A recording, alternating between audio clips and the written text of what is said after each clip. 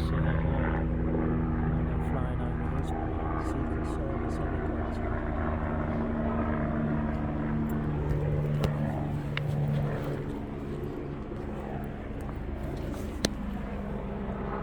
Secret Service helicopter there.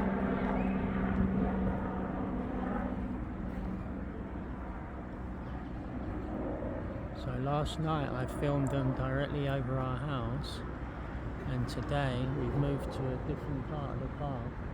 We've been here for about 10 minutes and now here they are flying over our heads here.